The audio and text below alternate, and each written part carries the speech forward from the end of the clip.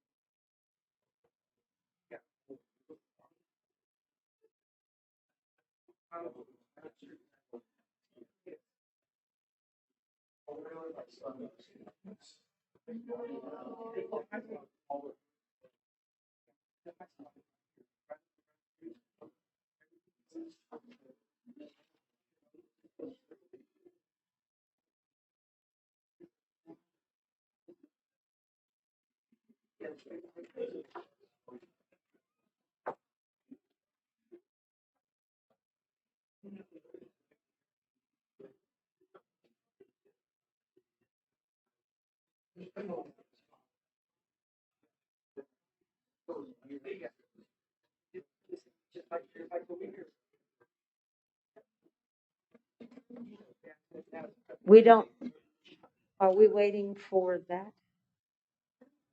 Are we set up? We're ready to go? Good evening, everyone. Can you all hear me with my mask on? Okay, great. I'm going to call this meeting of Planning and Zoning to order.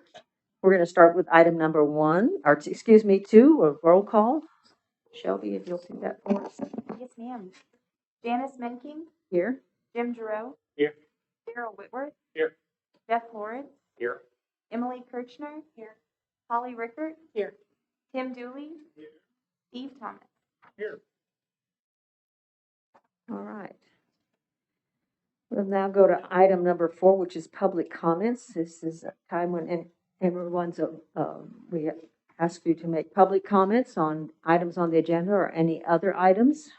We do have one person who has signed up for public comment, and that would be Crystal. Do you want to talk now or on the, during the public hearing for?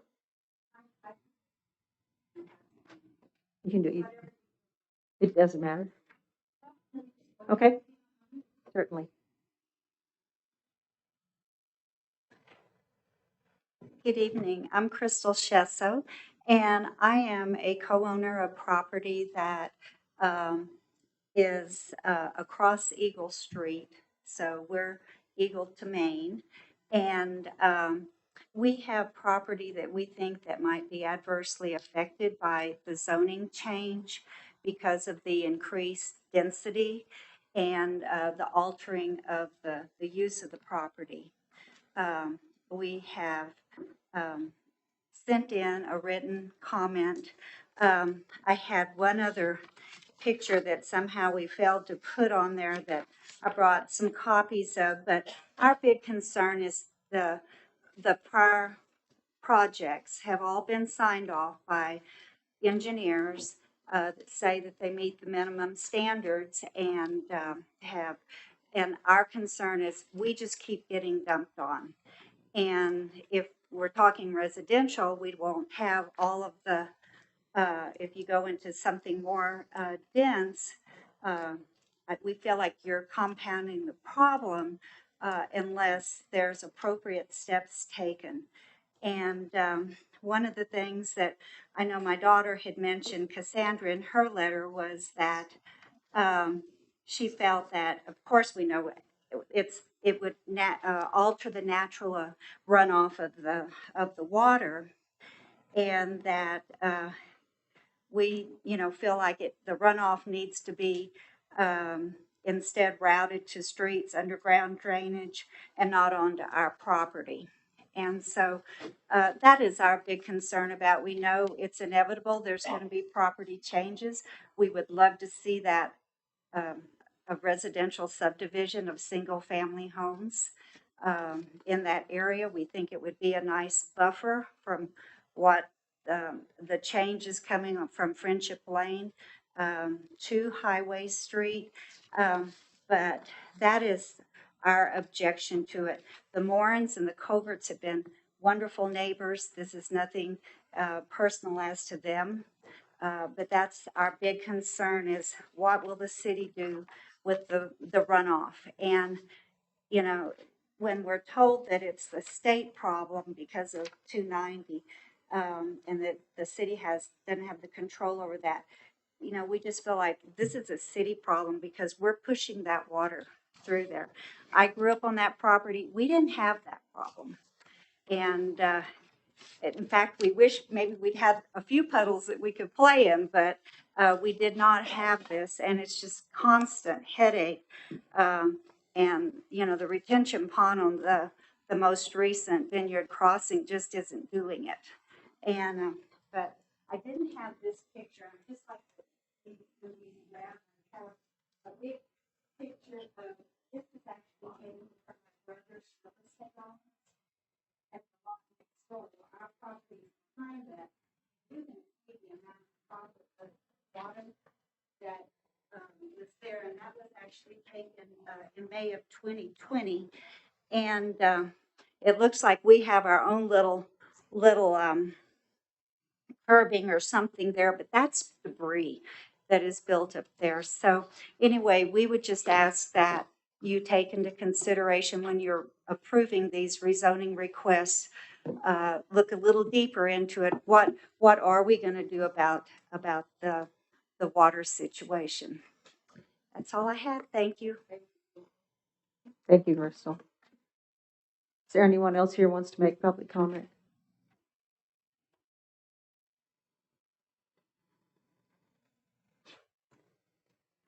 Good evening, Council. I'm Jeffrey Moore, and Lauren's back here also. And we're presenting the 2127 proposal tonight. Crystal is right on the runoff there, but it's only pertains to the existing apartments that are over there in that subdivision already. There is an immense amount of water that comes through there, but it won't be, our property and the court property doesn't affect that runoff at all. None of our hardly any of our water, none of the water on my property goes over there to that side. And on the court property, very, very little of it goes over that way also. You can, all you have to do is just drive over there after a heavy rain, and you can see where the water's coming from. It's coming from the Brentwood Apartments and everything down Highway Street, but nothing, hardly any of it is coming from our section at all. So that's all I have to say. But like I say, all you have to do is go over there during a real heavy rain, and you can see it. But like I say, Crystal's right. There's a lot of water coming down there, but it's not from our property. Thank you. Thank you, Sam. Anyone else? All right, thank you. We're going to move on then to item number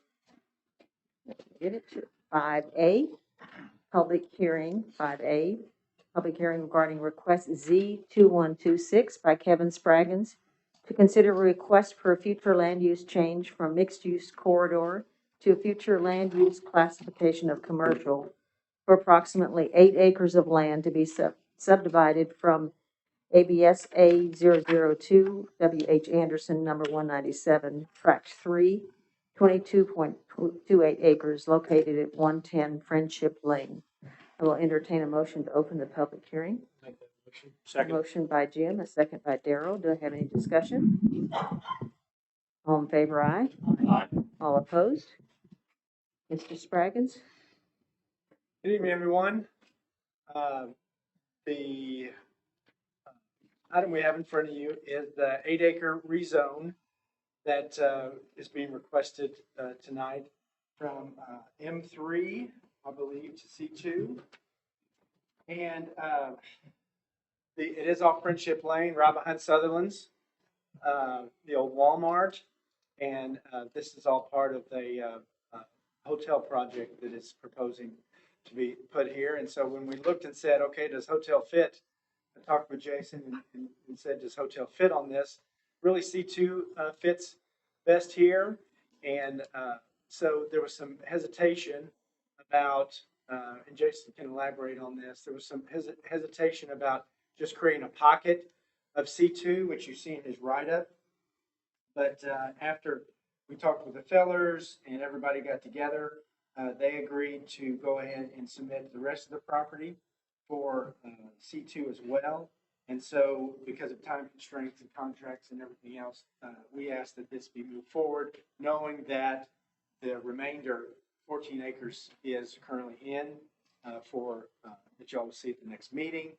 So we can move forward with rezone, site plan, and so on. So that's why we're here separate of that tonight. We are asking for rezoning from M3 to C2, which fits more of the what we would want in that area. And Jason will expand on the fact that rather have a commercial than a fleet or receiving and sending out FedEx facility, something of that nature in that area. So we are requesting this change. We have staff's approval and ask for y'all's approval as well. Thank you. Is there anyone here that wants to make any comments on this public? Move we go to public hearing into regular session. Second. Motion by Daryl, a second by Polly. Any discussion?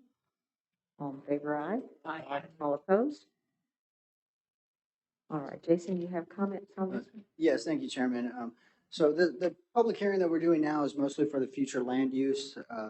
Obviously, that land use change request is being made because of the zoning change. So I'll speak on this project as a whole.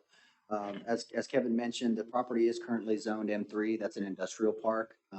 I think a FedEx transfer facility would probably be one of the least noxious uses that would be allowed in that zoning district. So from a staff perspective, we're on board with the change from industrial to commercial. Really, the only concern we had was leaving a pocket on the future land use plan. So if you look at this plan, the whole area is called out mixed use corridor. And we do have a corridor overlay zoning district, but that is really for the properties that actually front 290, 87, are entryways. This property further back on Friendship, none of those meet the entry corridor location. And so our concern was if we're just going to add this to commercial, we kind of have commercial entry corridor, and it didn't make sense. But I do want to thank Kevin for reaching out to the fellers, and we got on a call, and they did also understand that it made sense to take this whole property out of the industrial zoning district. And so we did receive that application. That'll be in front of you on the next meeting. So from the land use standpoint, on a future land use, again, these properties don't actually front our corridor entrances, so we recommend approval of the land use change for this parcel, knowing that the next parcel will also come in as well, and that'll be a little bit more consistent. And again, that's all done for the basis of the zoning change to C2, which makes more sense than the industrial, and we will support the C2 on the next project as well for the remainder of track. So might be a little confusing for you, so if you have any specific questions, I'd be glad to answer those at this time. This is the 20 acre tract, 28 acre tract, 22 acre tract. That just for one hotel? Oh, is it 6 acres? So this is an 8 acre. 8 acres. So this is an 8 acre tract. So no, 2 hotels or a convention center or 3 hotels. All right, so we're on action item number 6A. We are looking for questions on the change of the use, the future land use. So that is what I'm looking for a motion on. Well, hang on a second before we do If this. you have questions, yeah. And please understand, this is by no means a question here, but I'm just looking ahead on this, Jason. By doing this tonight, we're effectively going to create a spot zone pocket for the length of the month. We've also then effectively painted ourselves into a corner that we are going to go ahead and have to approve this next month. We've already said we're going to recommend we approve it. I see no reason that we won't approve it. My question is, from a longer reaching point, are we putting ourselves into a spot where we have set a precedent? We say, well, we're going to do this in the next meeting. Everybody can come back and say, okay, well, you did this for the facility behind Sutherland's and committed the commission to already approving it next meeting. Do we risk setting a precedent? I don't think we risk setting that precedent. I think, first off, we kind of learn from our mistakes, and we'll have these conversations, say, hey, this needs to all come in at one point. But at this point, it's not really a spot zone. I mean, this tract is large enough. When we look at it, it makes sense to be commercial, and I think that's really all this board needs to do is look at the zoning request. Does it make sense that this area is commercial, is your first task. If you feel that it is, regardless of what happens to the remainder tract. We'll pretend that they say they withdraw that tomorrow. When you get into the land use, it's a little bit more, not as clean. But in that instance, it does create kind of a little inconsistency.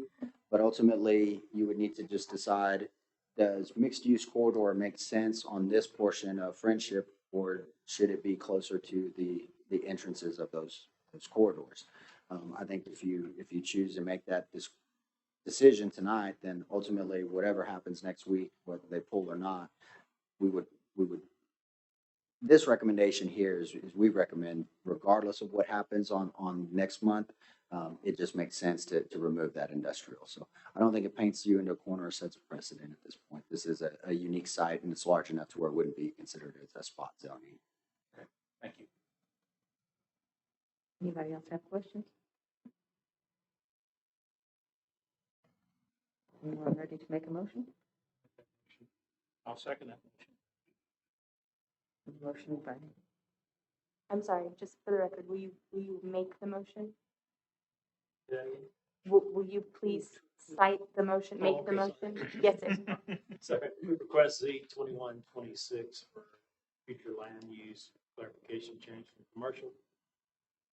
From MU to commercial on the track side. I have a motion by Jim and a second by Daryl. Do I have any other discussion? All in favor, aye. Aye. All opposed? All right, motion carries.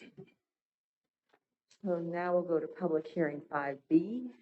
Public hearing regarding request Z 2126 by Kevin Spraggins to consider a request for a zoning change from industrial park M3 to zoning classification of commercial C2 for approximately 8 acres of land to be subdivided from ABS A002, W.H. Anderson, number 197, tract 3, 22.28 acres located at 1100 Friendship Lane.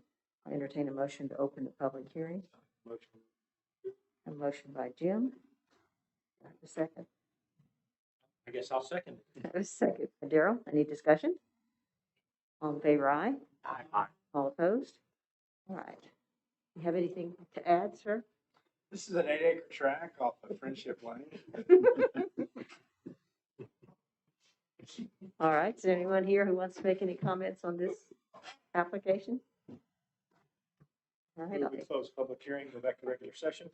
Motion by Daryl, a second by Jim. Any discussion? All in favor, aye. Aye. All opposed?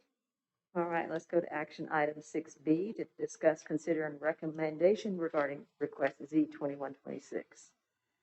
Anybody have any questions, comments?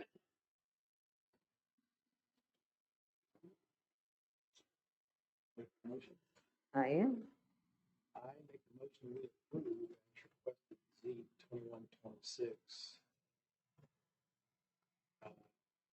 to change from industrial park or M3 to C2. A motion by Jim. Do I have a second?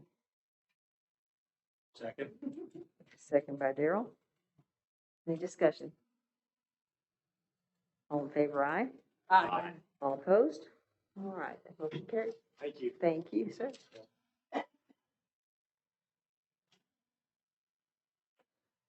All right, we're going to go to public hearing 5C. Public hearing regarding request Z 2127 by Jeffrey Morin and Lauren Cowart, owners, to consider a request for zoning change from single-family residential R1 to a zoning classification of mixed residential R2 for approximately 6.69 acres of land described as 1.26 acres out of the GE Company number 10.93 acres out of the GECO number 10, 1.3 acres out of the GECO number 10, and Lot 1 of the Brentwood Oaks subdivision located at 626, 702, 704, and 616 South Eagle Street. We'll entertain a motion to open the public hearing. Motion by Jim. Do I have a second? Second. A second by Daryl. Any discussion? All in favor, aye. Aye. All opposed? All right. Mr. Moore, are you making the presentation on this? Are you making the presentation? Yes. All right, we're ready for you. Thank you, Shelby. Okay, yes, we'd like to, Lauren and I'd like to try to submit this, this property here to have it rezoned. And on this, can I step over here and point something out over here? We can't see you. Okay, Jason, on the, this is the Brentwood Apartments we talked about the water runoff a while ago. The water, I live over here on Eagle Street, and on Lawrence property here, well, there's hardly any water. I know where almost all this water runs.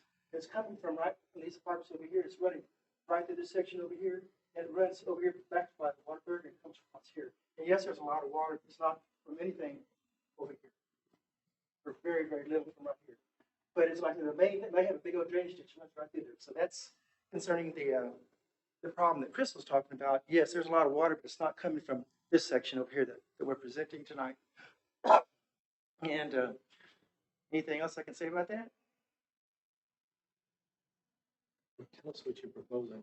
Pardon? Tell us what you're proposing. We're proposing on 2127 to propose, we'd like to rezone these 3 lots here, and this lot, right, these are my 3 lots, and here's Lauren's lot right here on R1 up here. And we're surrounded by, Lauren's property is surrounded by R3, and he's adjoined on this side of R2. And on my 3 lots on the backside, we're adjoined by R2 behind us and C1 on this side over here. So we're surrounded by the apartment complexes on this side over here. And then Crystal's section over here will probably be future, residential, probably high density stuff also, or I don't know high density, but residential property. So, and I talked to both my neighbors over here, and both of them said no problem or request. And anything else I should say? Since I've never done this before. That's As you can fine. tell. We'll see if anybody else has comments, and then we'll close the public hearing and ask questions if we have any. Okay, thank you. Thank you. I Did think anyone hear the other one? applicant would like Oh. to speak as well. Certainly.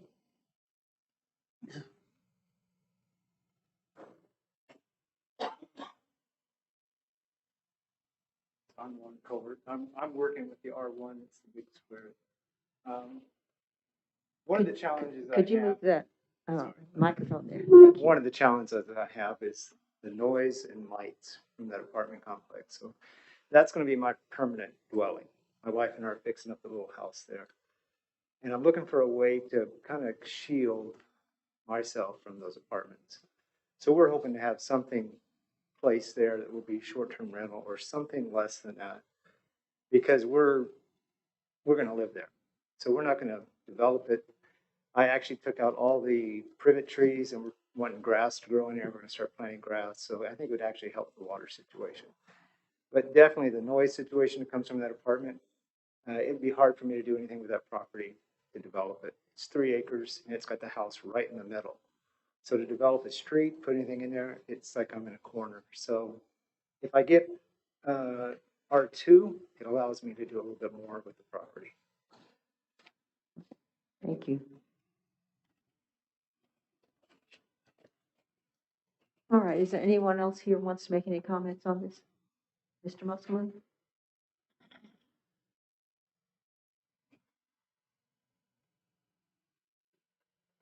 I'm Tom Musselman. I live at 904 Friendship Lane, down the street. One comment that I'd like to make is, I guess, in direct to the city, is that if you notice that there is an easement that goes between Mr. Cowart's property and Mr. Moran's property, and that is the continuation of Sunrise Street. I believe that the city owns easement except for that small area right there. So I would think that it would be in the best to the best advantage of the city at sometime in the near future to consider punching Sunrise from Creek Street to Eagle Street, because of the increased traffic that is going to occur because of the McDonald Corporation apartment complex that is going to be adjacent to the property, and also the Botanica complex that is going to have an exit on Sunrise Street. So, thank you. Thank you. Anyone else have comments? I have a motion by Jim to go out of public hearing. Do I have a second? Second by Tim.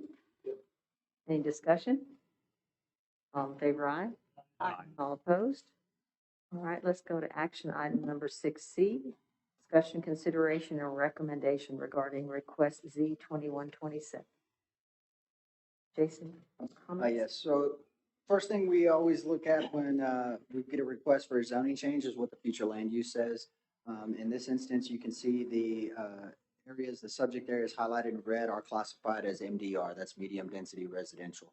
Our corresponding zoning for that is the R2 zoning district. So the request is in line with our future land use plan. So there's no changes to the land use plan that will need to be considered. And then again, when you look at the subject property, these are islands of R1 in between some commercial apartments. And again, this C1, I must note that apartment complexes are developed to the R3 standard. So it's going to be the same as a bookend on R3 surrounded by R2. So staff supports and recommends approval of change to R2. What is that, the River Street? Yes. Yes, so we have some of Sunrise, I believe, is constructed. We own a portion here. You can see this is already technically right of way. And then this is, as this property develops and plats, they would be required to give that secondary right of way to make that connection.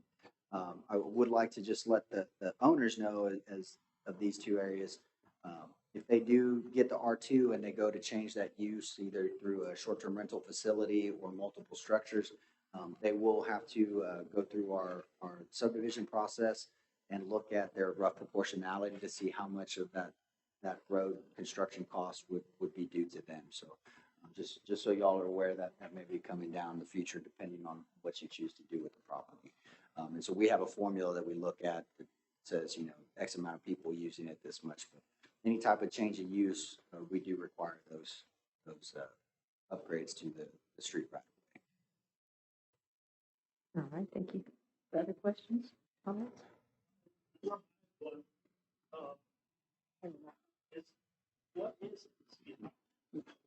What is the city's policy and position on errors or design flaws in drainage studies and that sort of thing? And I understand what Ms. Shesso is saying about the water runoff. And I have had conversations with the lady from Escamilla Body Shop out on Highway 16 North, where the McDonald property that is across the street from them is dumping water directly onto their property underneath Highway 16. It is a problem. And she's come to the city, I know, and complained. And the answer that she gets is it's built to standards and we can't do anything about the water runoff on your place. And I'm just wondering if this is the same situation where we're going to get city staff to tell these applicants, well, that's all right. We're going to build it to the standards and go from there. And then all of a sudden, somebody's going to be knee deep in water one of these days and go, how did this happen? And I don't know that there's an answer to my question, but I think it's important for us to talk about it at least on behalf of the property owners who will ultimately be affected. Well, Mr. Dooley, I do have an answer to your question. Unfortunately, it's something you won't want to hear. It is what you said. They are building their runoff and drainage to the city standards and to state standards. If this was a different state, we may have some more authority as a local government to require more drainage and detention. But we are a pro-property rights state, and the state legislature has kind of tied our hands. So under our state ordinance, you are required to take your neighbor's runoff. That is one of the requirements through the state. Now, there are some issues where they increase those flows, but as long as we go by the engineering practices, what the state recommends as far as velocities and flows, and so those engineers run those calculations. If they meet, we have to approve it. It's not something we can deny at this point. So unfortunately, that is the answer. I know it's not one that everybody likes to hear, and it's not one that I like to give, but it is the answer nonetheless. All right, so what happens if a property owner, it doesn't have to be Ms. Shesso, it doesn't have to be out of the body shop. What if they block that water coming onto their property and divert it going someplace else on another neighbor? At that point, that is against the ordinance as far as redirecting the flow of water. So you got to take it where it comes. Yep. Now there's ways you can redirect it, depending on where you're at. If it's a FEMA floodplain, you can go through the CLOMR process and you can make those modifications. If it's an undefined drainage area, it can stay that way. If you are redirecting it somewhere else, there's some allowances for that, but you cannot increase those flows to what they've been historically. So generally, that's why redirecting is very difficult because historically there's zero water going there. So most folks won't do that. So if the owner did block that off, we would send a letter. That would be the best case scenario, and they would take it down. Worst case scenario was we'd get a rain event, and that blocking would cause damage in areas that weren't allowed, and then they would be subject to civil liabilities. And again, that becomes a civil matter at that point. Thank you. So just so I fully understand the flooding issue that Crystal was talking about. So Crystal, your property is the R1? Yeah. Okay, so it's a big piece of property. And is there not connection to the main street canal? I mean, We have an easement that runs along with we actually own, but we've given that easement just for private purposes. Real estate office in that vacant lot, which I understand is sold. Picture that's also underwater. But again, you know, our vision is probably from what, you know, it's nice that inevitably ours is going to be important. Not as long as, you know, it's not going to, you know, we have no intention. That's a lot of and retaining the residents there. And, and we have no intention to also, with my dad, so he doesn't want to block it, but we want to retain that atmosphere there. Unfortunately, you know, when I'm sitting here listening to this, I'm thinking, okay, you know, this is more consistent here because now we have this R3 here and, you know, this R3 here. But, you know, originally it was, I understand that maybe plans, but that's unfortunate. Yeah, and I have a little familiarity with this site, just because of dealing with some due diligence on this vacant property here. So what happens is this water comes across and traverses through that C1 property, and then there's I believe, an outfall or a culvert structure under Main Street. Unfortunately, my conversations with TxDOT, or not TxDOT, with engineering is, those culverts are undersized. And I don't believe TxDOT has the room or right of way to upsize those.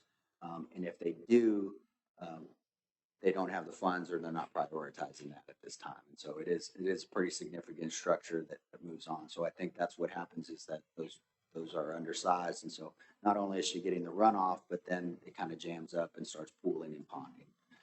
So ultimately that's been the big concern, and that's what we've been discussing with anybody that's been looking at purchasing that property and letting them know, you know, what they are dealing with when it comes to that area. There's got to be some way to get that water from. Yeah, on this side, look at the topo. Most of it does fall to the south. Most of it will most likely hit Eagle Street. And I don't know that it's going to make its way to that drainage area. Yeah, some of this larger spot on the R1 may, but it would take a pretty significant rain event for it to top the crown on Eagle Street and make it actually to the other side before it goes over. I'm not going to say that's not going to happen. What we've been watching historically is our rain events are getting a lot more intense, a lot more volume. We're still averaging the same amount of rain a year. It's just coming in higher doses and less frequencies.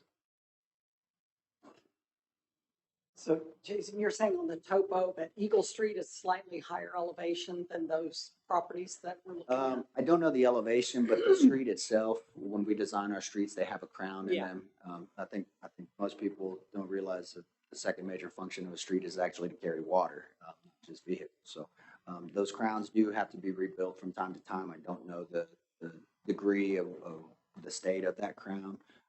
But I do know that is crowned. It's not it hasn't been identified on our deal as a full mill and overlay. So that tells me it's in pretty good shape. So by converting these all to, they come back to us. Typically.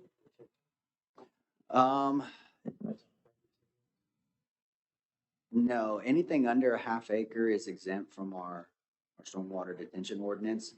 And I think that's probably some of the issues that Ms. Shesso is talking about, because it's not just this water from the apartment complex. I mean, there's a lot of residential further up the way, and we don't do drainage or detention on those. And so generally, the rule of thumb when it comes to TCQ and drainage is residential infrastructure should account for about 50% impervious cover. Through a subdivision, some lots will have 25, some will have 75, but the overall average tends to be 50%. What happens is when we don't have those ordinances, again, because that's pretty burdensome on a single family homeowner, is little increments at a time, a barbecue pit, a basketball court, a dog house, and they start kind of adding up over time. And so that is kind of a long-term concern on our infrastructure as far as curbs and gutters and regional detention. This R1 track here, definitely, as they go to develop, that'll be something that we look at. Because I think the owner indicated R2, possibly doing short-term rentals. So that'll be something that we would look at a site plan and the development, we would take a look at that. This smaller one would most likely be exempt. I think the other two are not, though. Tom, did you have? Well, one comment is that what in this area of town 40 years. So people who live here know that the intersection of Eagle Street and Highway Street has always been a problem. Okay. It's coming down the highway, it's coming down, South Coast, and it's flowing south.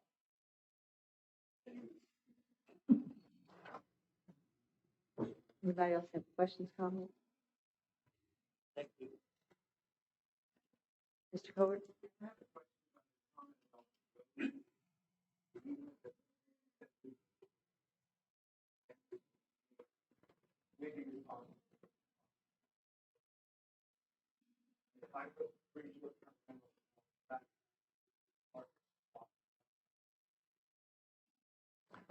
Just that is unless there was something done in this agreement or how this became right away, I don't know the history behind that.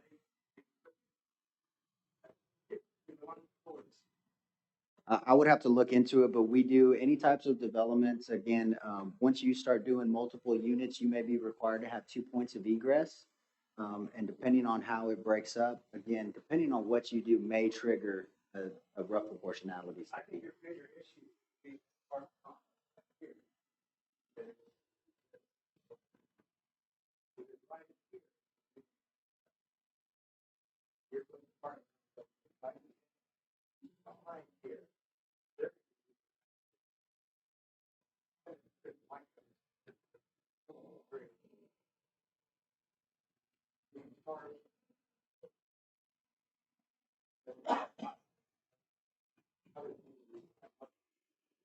Well, like I said, it is a rough proportionality, so you wouldn't be up for 50, 60, 70. I mean, you could most likely be 5 or 10%.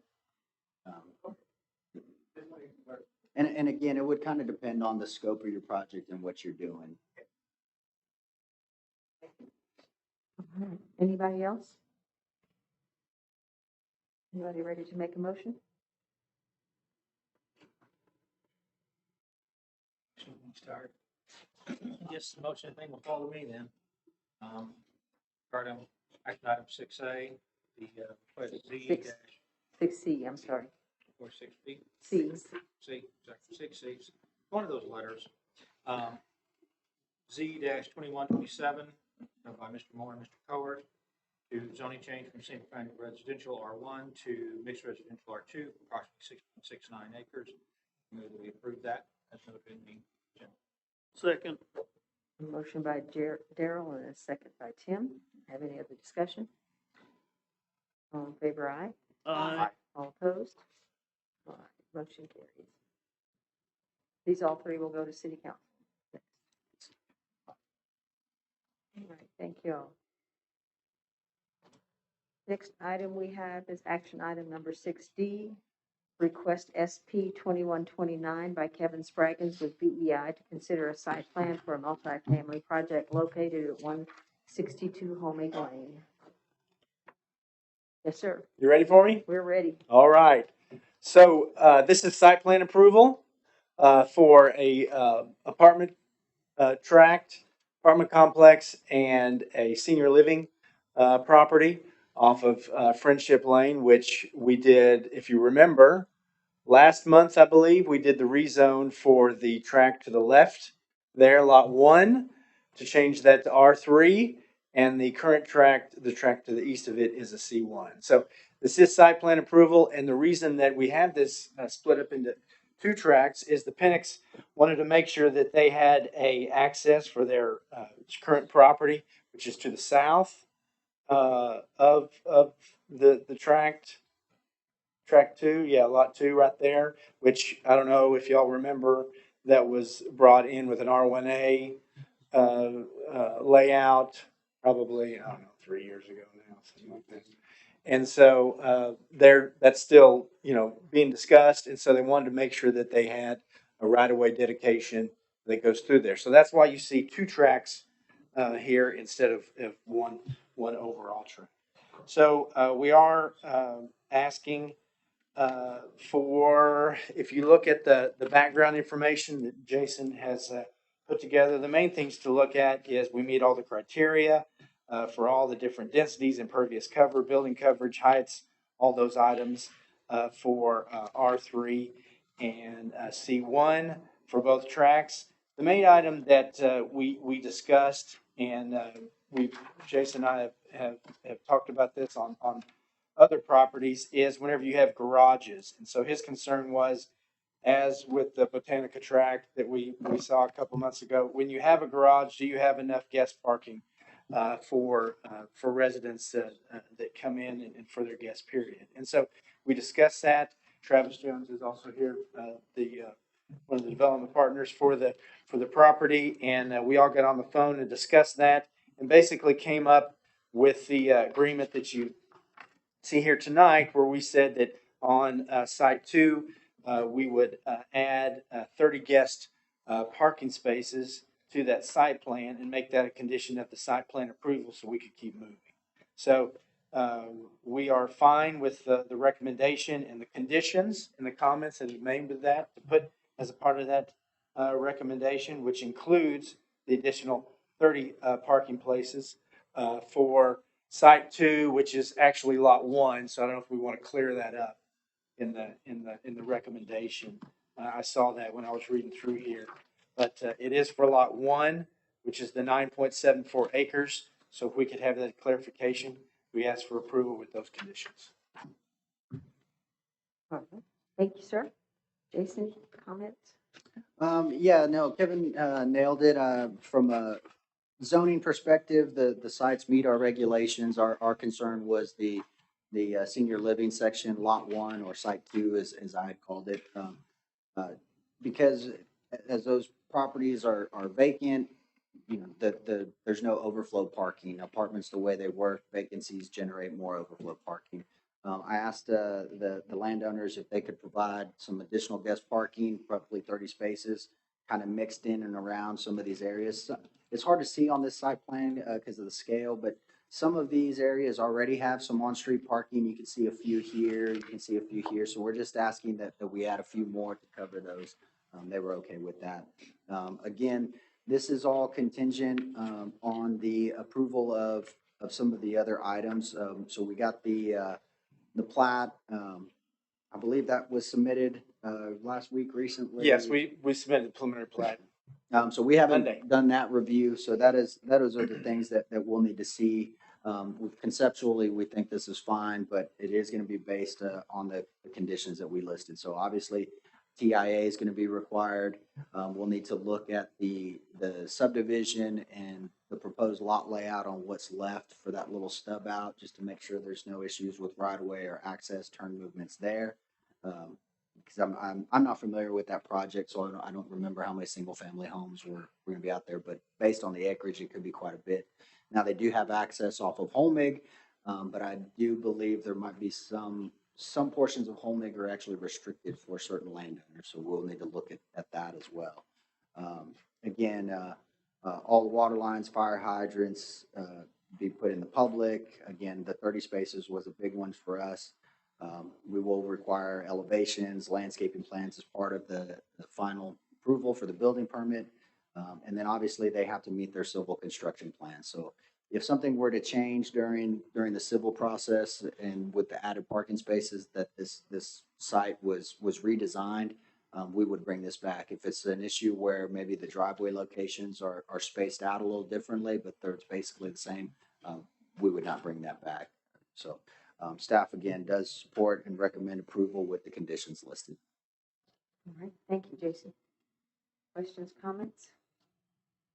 Excuse me, quick question on the impervious coverage on site 2. Does that incorporate the 56%? Does that incorporate the additional 30 spaces in there? Or is No, we'll need to see that. We'll need to see those numbers re-updated, but given the size of the site and what's allowed, I don't believe those 30 spaces would go over that cap. Yes, we've done a preliminary calculation on that, and we're still well below the 70%, so we didn't see an issue with that. So we checked that before we had our meeting and discussed it and tried to figure it out. So I didn't feel like that we should, bring a new site plan to you and say, hey, here, approve this. It was much cleaner to just say, hey, let's stay on track. We'll put the 30 spaces in. There's plenty of room for it, and we'll just keep moving forward. Anyone else? Are you looking for a motion? Certainly. This is 6B. 2129? Yes, I would get a motion to approve SP 2129 with that full long list of conditions. 2 through 10. Most of it's from those engineers, so. All right, I have a motion by Jim. Second, who was that down there? Yeah. Jeff was down there. Any other discussion? All in favor, aye? Aye. All opposed? All right. Thank you. Thank you, sir. What do you call senior? Curious. It's not nursing. No, I mean, it's basically, if you want to expand on what the. Age restricted rental product. Food component of the nursing. Age restricted. Activity center, we provide.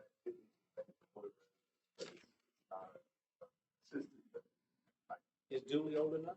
I was gonna ask if he was. I was thinking about maybe. They did say, once the car's there, nobody really goes anywhere, so. I think the average age is about 72, and most of them have one car. What is the actual restriction? It's 55 in some locations, 65. And how close? Now, can an ambulance get in there and a hearse? It's all fire lane approved. Okay. All right. Thank you, Kevin. Let's leave on that one. Okay.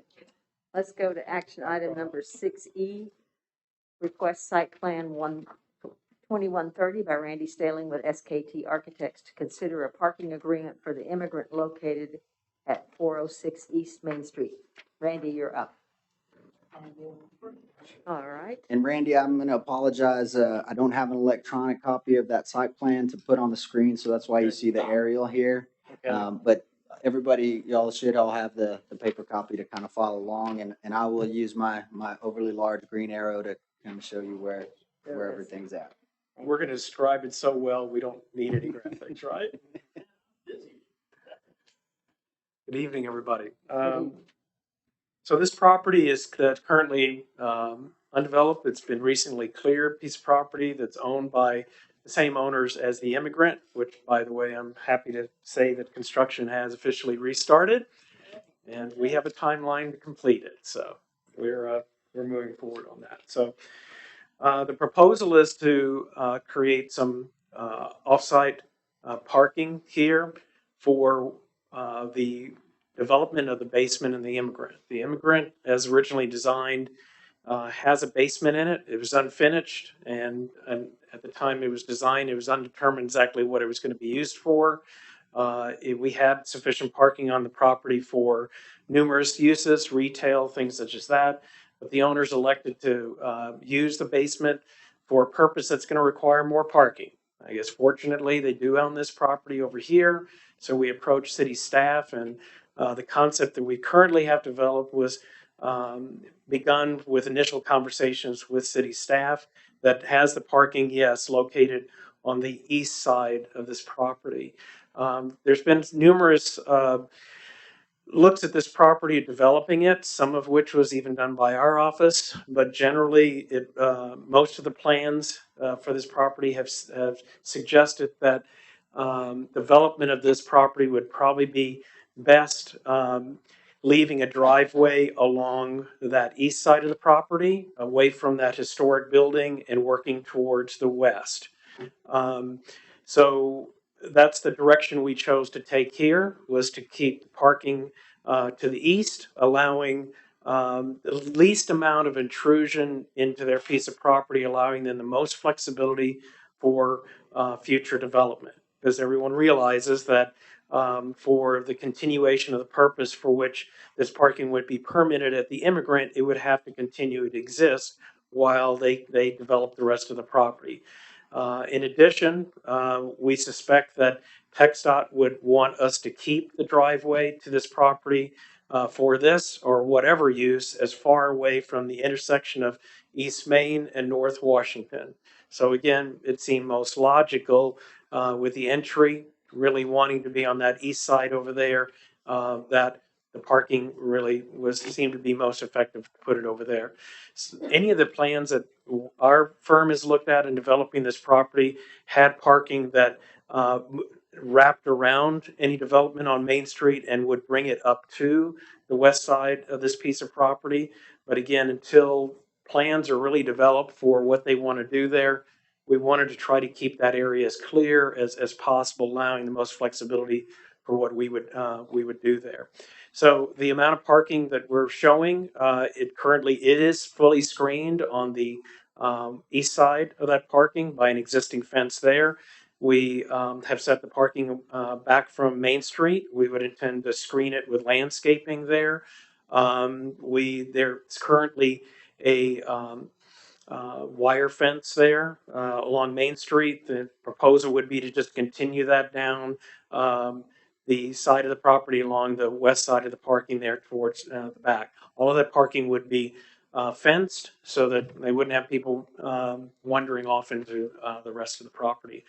I think one added benefit for the community would be, if you're familiar with that area down there, there's a lot of curb cuts there. There's not very much parking on Main Street. So I think this or whatever does happen there, an added benefit for the community is that we're going to gain quite a few additional parking spaces along Main Street. So I think that's definitely a benefit.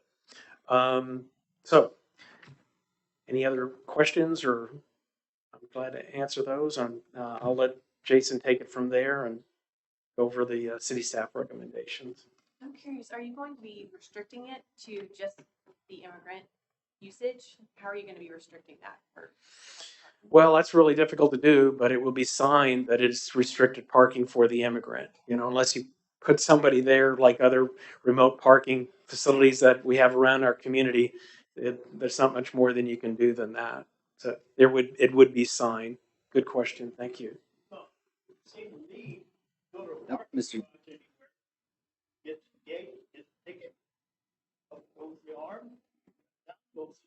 Mr. Dilly, Mr. Dilly, could you turn your mic on just so? No, you're okay. If I thought my mouth was big enough without it, but anyway, it is. I know, we all know that. All Uh, Why, is it going to be exclusively used for the immigrant? Yes, it is. Okay, so it will not be public parking. That's not, the intent is not that it be public parking.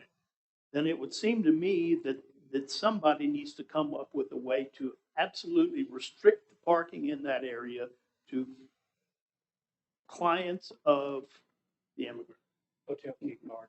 Exactly. Well, this is the reason to take the increased parking, not to the hotel, for the audience spaces, because the bar.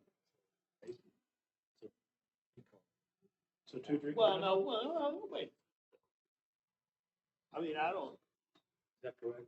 That is correct. The additional parkings, we have sufficient parking for the hotel aspect of the immigrant, and we have sufficient parking for the lease space on the first floor and the lobby area for the immigrant. So this parking is needed for the bar, which they wish to do in the basement of the immigrant. but it seems to me if you've got parking all around for the hotel or whatever you've got in that building, unless you're going to put numbers on the spaces, how does anybody know who's where in the building when they're parking? So if you fill up the stuff around the immigrant and all that's left, whether it's a bar customer or not, has to go across the street with a key card. Well, I think the challenge is gonna be the enforcement. You know, the reality is they're opening it up to public who are here for a nightlife and going to the bar.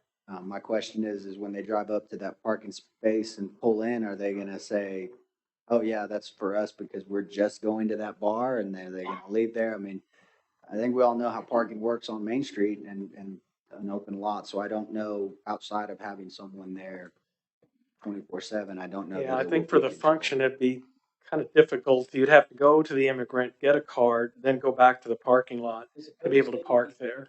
Or just be additional? Just says off-street.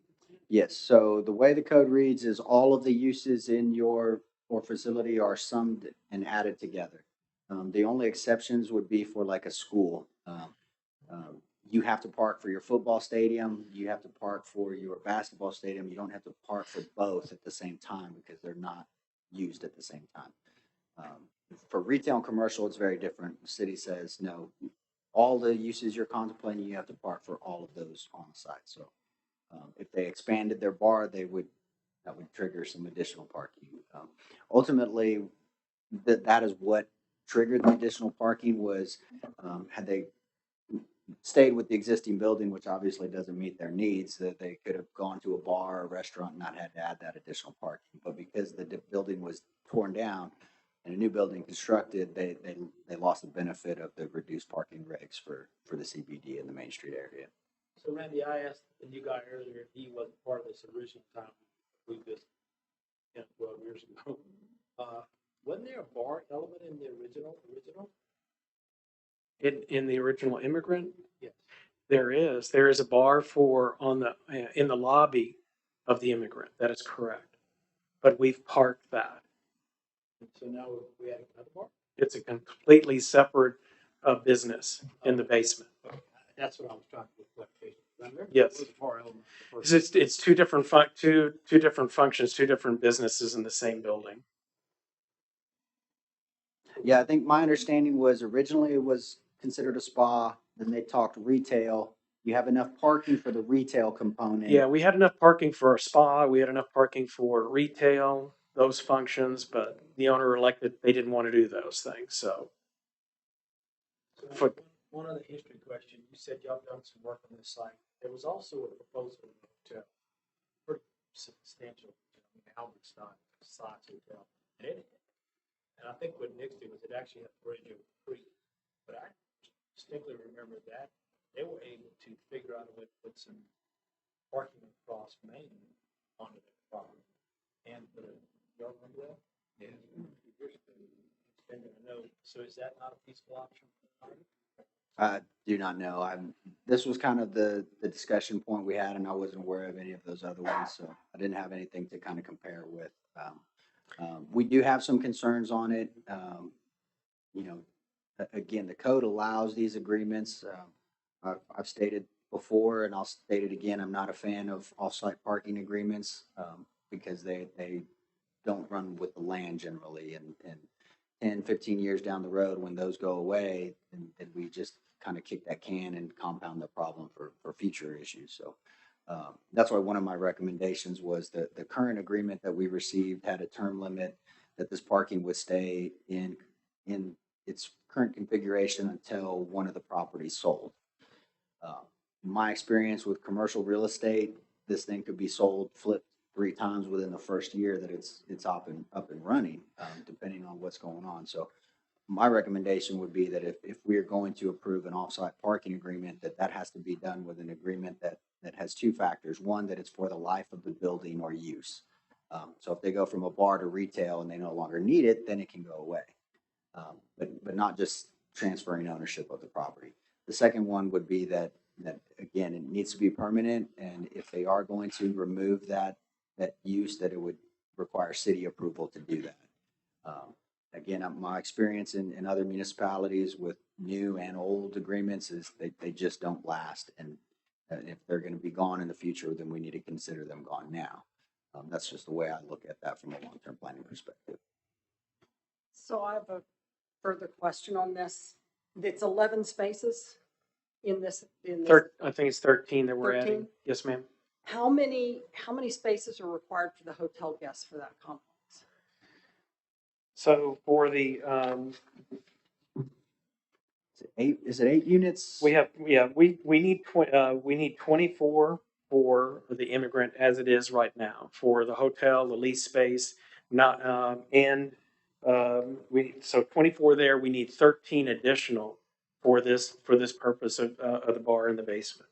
So my question is similar to what was done with the Albert, where the remote lot is used as valet. It's a valet garage for the Albert, and that's across the street. You may want to approach the owners about making this lot for the hotel guests, where they can come up, check in, drop their stuff off, but then they come over here to the off-street parking, and now it's gated. It's only for them. It's only accessible through a hotel key. And does that free up enough spaces for the other uses with the other spaces that are on that complex? That's my question.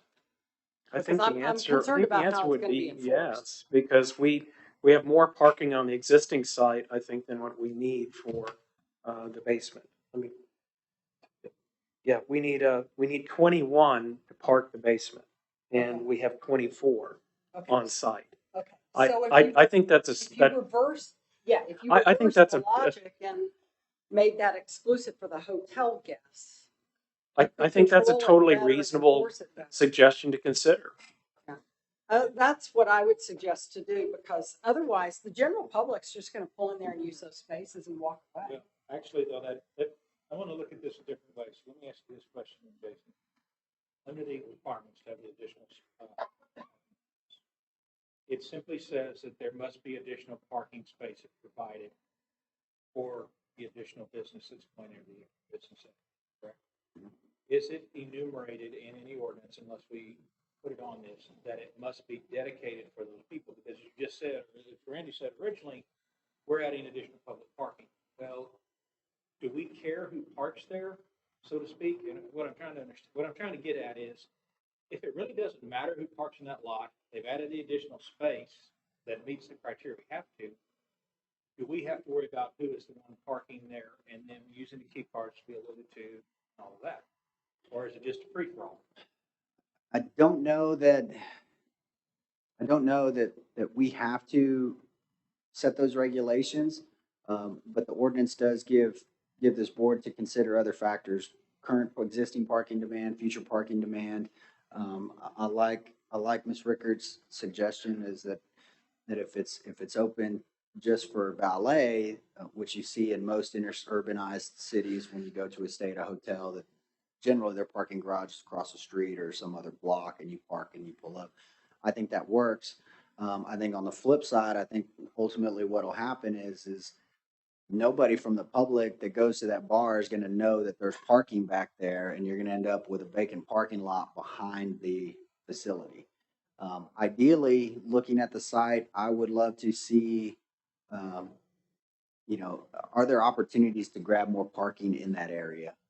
You know, we measured out down along this area here, you could probably get about 6 spaces.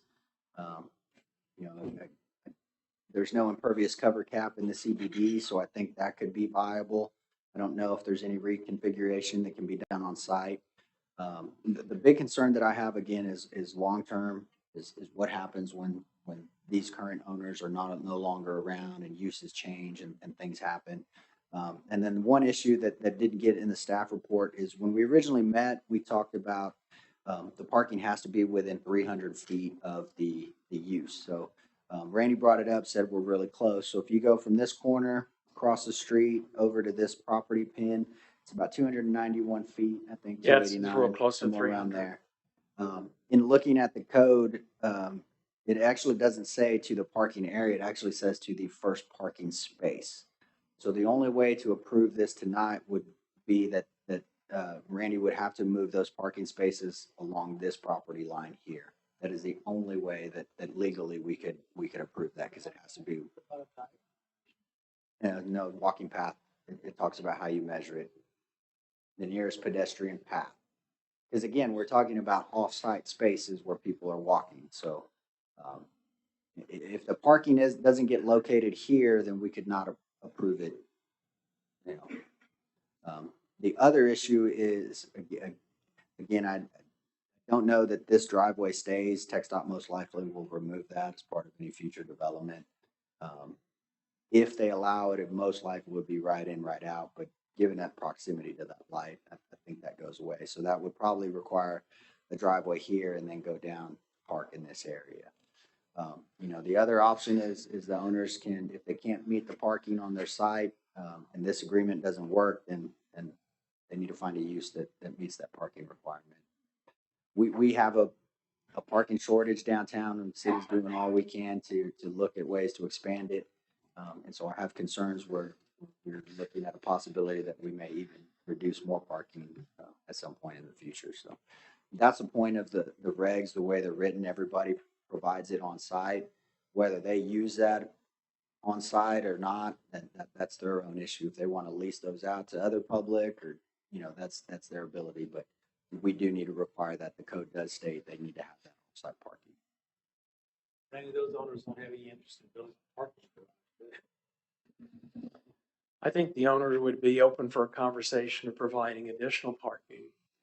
Putting the parking on the west side and transversing a driveway all the way across over that way is going to encumber the development of that property pretty severely. So that's going to be very difficult to achieve. And again, if the parking space is not within 300 feet, if it's not on this corner, we cannot approve that. So you're saying that the current proposal is on the wrong corner, Yes, ma'am.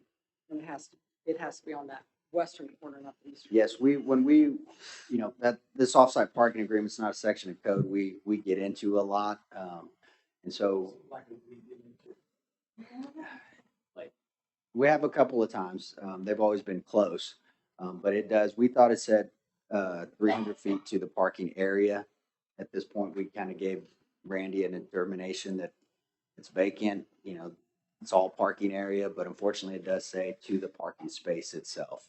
And again, because we're asking people to walk to whatever business they're going to, that's the big issue. So I'm throttling back to the Albert and kind of how they solved for the problem and trying to figure out if there's a similar solution here. If the hotel operator operated this as a valet lot for hotel guests only, would that provide the necessary spaces? They could, but the location of those offsite spaces still need to be within 300 feet. Still has to be close. The 300 feet is there, and there's no change in that. No, we looked at it. There's no language that says may be adjusted by P&Z or council or anything. It's just, again, we got to remember that we're asking folks to park at a hotel and walk 300 feet on a very busy intersection on the weekends. I would most likely remove the handicap parking spaces. I don't know that that's ideal situation to have those folks parking down there. And so, again, just, we want to support the hotel and we want to support the uses. If it's a situation where the site is just overdeveloped and they can't make it work, then that's not something we can control. You know, again, we want to work with them and provide those, but we want to make sure that we're not doing something that's going to negatively affect the city. Again, the way the agreement's drafted, once the land changes hands, those spaces go away. I mean, so that's, I mean, theoretically, this agreement could become null and void before the construction's even completed if they found a buyer. So Randy, y'all did look at the existing parcel and there's not enough spaces, yeah. I see it too. Yeah, I think, Jason, to tell you the truth, I think that might be an old image because I know that we added additional parking spaces down there already. That was part of the immigrant permitting, I think. Yeah, maybe, I think some of that space that you pointed to, I think we've actually added some spaces there already. I think we added, in fact, everything we could add there already. Does the owners own that house where they're living? They own everything except that building that has that number 108 over it. this building is not part of. This is Yeah, a that separate little lot. notch right there. They own everything else, but they don't own 108. I mean, going back to 406, you know, I don't think any of us would have I mean, from the owner standpoint, would have a problem with shifting the parking to the west at all. Our challenge is going to be getting TxDOT to approve a driveway down on that end. And unfortunately, that's going to require traversing the whole, yeah, either the whole front or the whole back of the property to get to those spaces. I realize that I'm not suggesting the board do something that doesn't meet the ordinance, but this is why we went to that direction. And it's an existing property, historical property, textile store. Anytime you change the use, I can tell you, TxDOT's uses are very different than zoning uses. So if, say for the city, if you have a code that talks about retail or box stores, so for us, if it was an HEB and it went to a Dollar General, that is not a change of use. For TxDOT, it is, because they look at the volume and the intensity of each actual business. Tops Donuts, if they go to become a Starbucks, they will classify that as a change of use because of the intensity in traffic. Well, I see we have no other option this time to deny the request. Is that correct? Like to help. The only way I you guess could, the only way you could approve it would be that it meets the conditions that we stated and that it's reconfigured to meet the ordinance.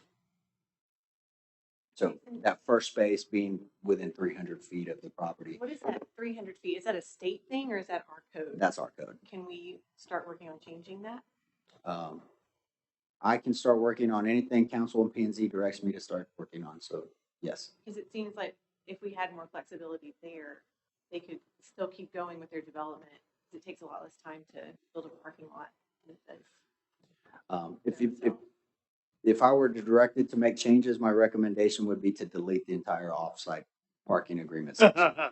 Yeah, And we that may ain't be no going the help, wrong Emily. way, Emily. Whoops. I mean, I know that nobody wants to hear that, but long-term, that it's just not a viable long-term solution. It's a Band-Aid at best. And at worst, it becomes a scab. if we could get the boards to consider approving contingent upon that, we'd appreciate that opportunity. Then we could work with staff to try to find a solution. Approve it contingent on addressing this one thing and reconfiguring the spaces to do that. And then if you can't, you can't, but we can at least give you the opportunity. I think that's, if I understand the board feels compelled to not approve it based on the new information that we learned this evening, but if they would consider approving it contingent upon us reconfiguring, at least that would give us the opportunity to work with staff to try to find a solution. I'll make that motion that we approve the contingent On the, making You're- the 300. you're- Getting it within 300 I would say, feet. I don't want to tell you what your recommendation should be, but any recommendation for approval should include the four Yes. conditions that I had laid out, and then obviously that they that they meet the regulations of the ordinance. Maximum distance Let regulation. me ask before you finish that. You got HRB approval in there. Has anybody talked to them yet? We're signed up to see them next week. I can tell you, Anna is not a fan. I can put that out there. She doesn't agree with the screening, so there's a current existing cattle panel fence that I think y'all wanted to continue on the sides. We don't consider that screening. That is not a screening fence. It's opaque. You can see through it. So we would want something different. We can do vegetative screening or something else as long as it's a year-round green. Obviously, if we have a freeze, that tends to happen. But yeah, these are off-site parking lots. It's part of our entry corridor. It's just there's more probably wrong than right with it at this point. And so, like I said, I'd love the ability to work with the applicant and see if we can't find something that works.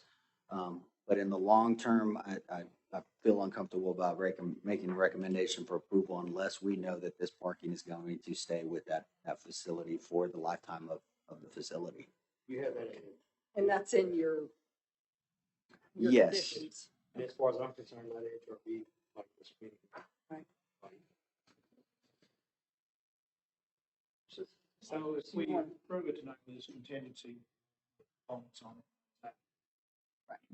will it need to come back to us for a final look-see before it goes, or if we say, okay, this is it, it's going?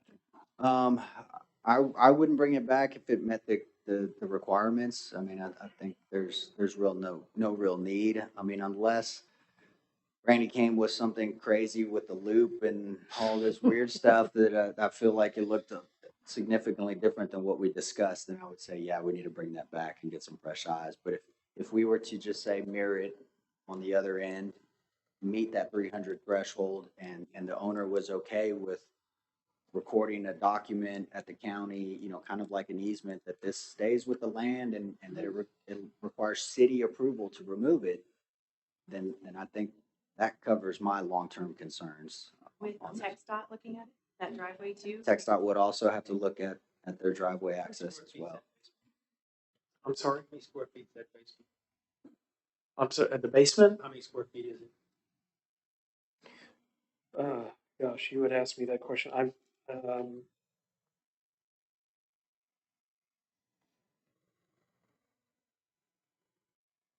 I'm sorry, I don't have that I'm calculation.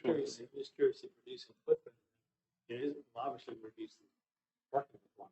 I don't know that you can reduce the footprint Of enough the to building? reduce the parking Change the scale. requirements, but again, I think what has happened is this was a situation where we had a building and a plan and a use, and there's been second thoughts on that use, and they just don't meet the regs. I mean, staff's recommendation is if we can't make this work, and we will do what we can to make it work, but if it doesn't make long-term sense, then I think it's up to the owner to do what's right and develop it according to their ultimate other uses they can do that would meet those regs.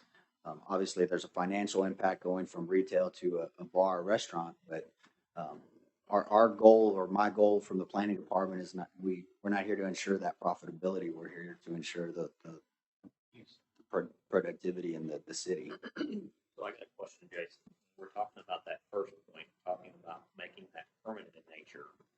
Are we making a precedent now for all future things that are going to come in front of us, that they're always going to have to be permanent? I guess because what I'm looking at is, If we're talking off-site parking agreements, Correct. yes. I'm talking about, what do you do with August Ease and Granite House and Western Ease and those that don't have permanent agreements? Those would be considered grandfathered in? Yes, I mean, I would just say from a staff level, anytime I bring something to you, unless there's something really unique about a situation, I would be hard pressed to allow off-site parking. The only times I feel more comfortable about it is if you're talking about a church next to something, because generally they're their hours of operation, 7:30 every morning, Wednesday nights, Saturdays, Sunday mornings.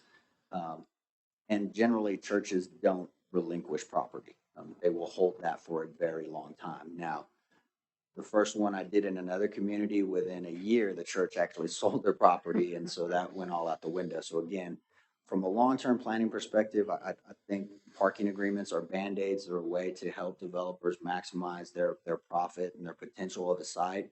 But I don't think that they're in the long-term best interest of the city unless we have an overall master parking plan, something like that, which we are working on. But this offsite, hit or miss here or there. I mean, because I foresee that in a few years, we will be discussing Augustees and some of these other random lots that the owner is going to realize I have valuable land, and then we're biting the bullet at that point. So.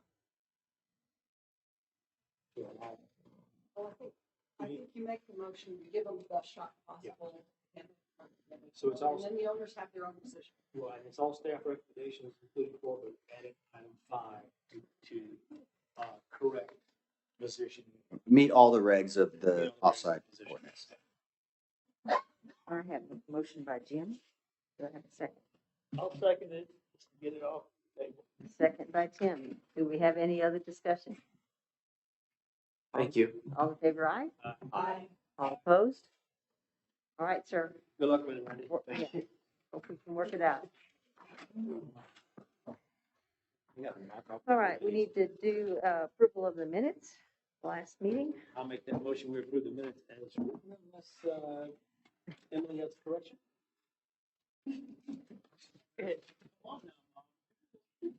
All right, a motion by Jim. Do I have a second?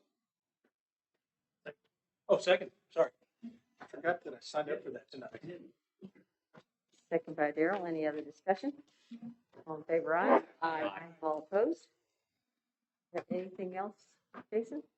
Meetings, future meetings? No, we did send out the email, so we'll be finalizing. I think it looks like most people are available on the 16th of February for the special meeting.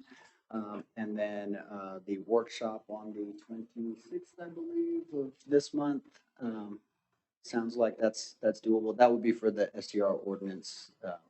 Again, the thought was that's a lot of information for this body to go through. And so the request was that we give you all an opportunity to review it before you make a decision. So our thought process was a separate workshop.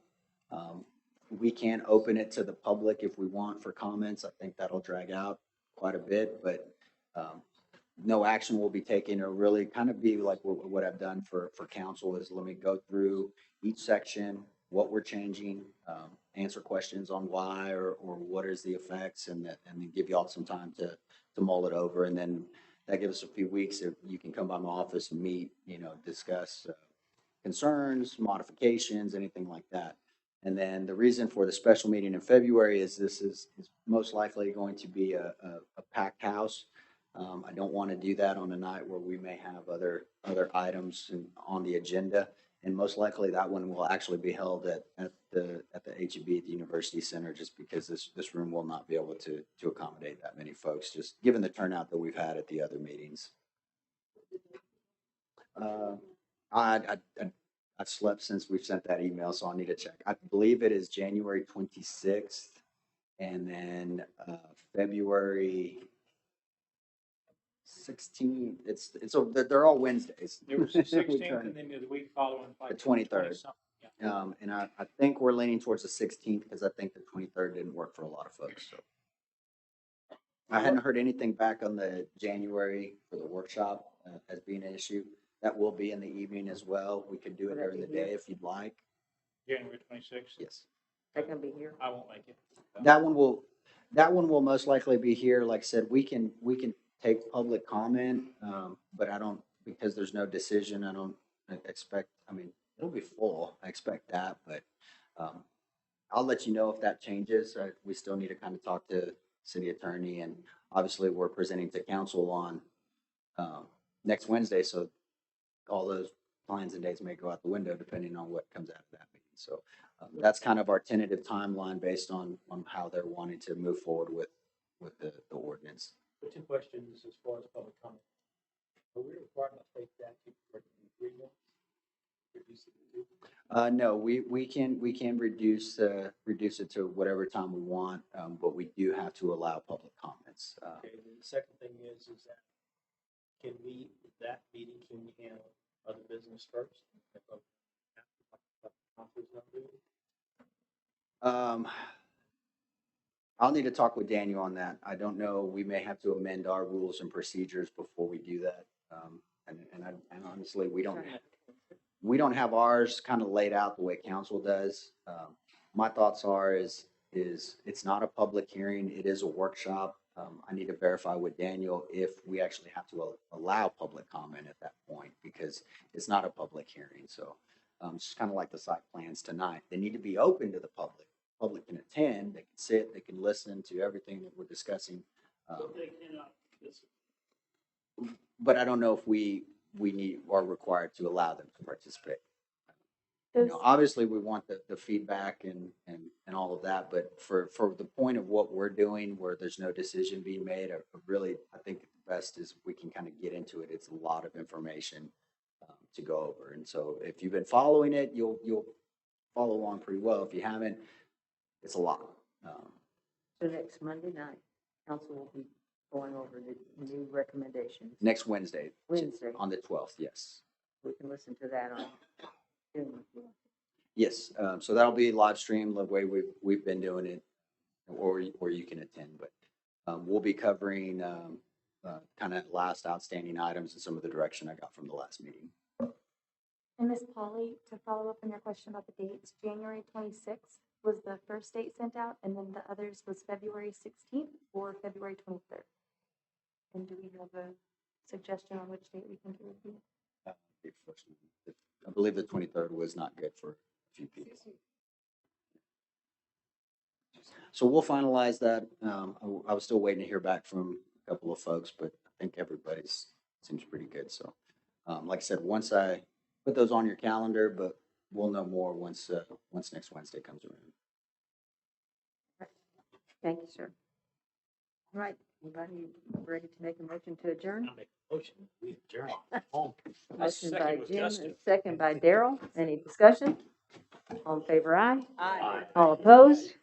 Thank you all, everyone, for attending. Deep throat.